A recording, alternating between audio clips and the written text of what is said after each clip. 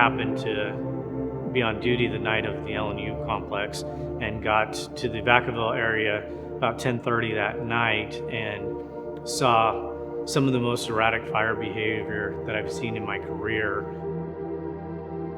with spot fires, the heat, the wind, the just fire all around. During the fire, I responded as an operational area coordinator, and part of my responsibility is to get resources to the fire and to maintain resources in the county in case there's any other emergencies. There just happened to be no resources available, and this is statewide. We had many fires burning in the state. This fire had burned from Napa County into Solano County in a matter of hours at lightning speed. There was many people who were calling saying that they were trapped in their homes or they couldn't get out. I happened to be near a road when a dispatch came saying there was a family trapped in a car. So I went up there and happened to find them, and they were actually in two cars, and it was a family of 7. Getting them out was a bit tricky because the road I drove up happened to have some trees that had fallen on it, fire all around us, buildings burning. We were talking 40-mile-an-hour winds. It was 140 degrees in the atmosphere around where we were. Spot fire would start over here, spot fire would start over there, and then what they call air ignition, everything just catches on fire almost simultaneously. When I was telling them how we were going to get out, they had asked if I had got the old couple out of this house that I'd passed on the way, and that was starting to catch fire.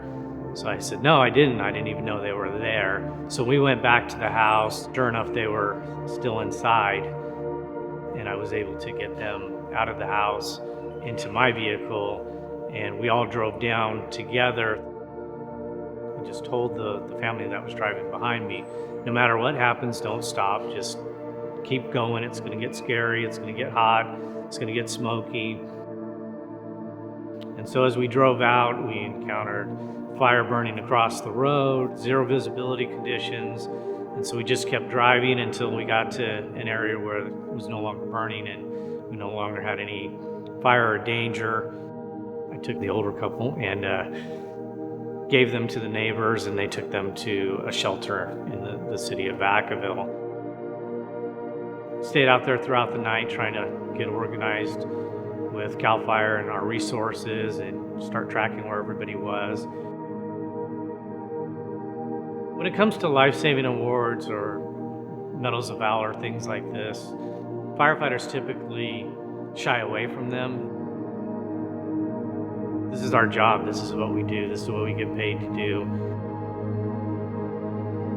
It's important that we acknowledge that heroic actions were taken by many of our members that night.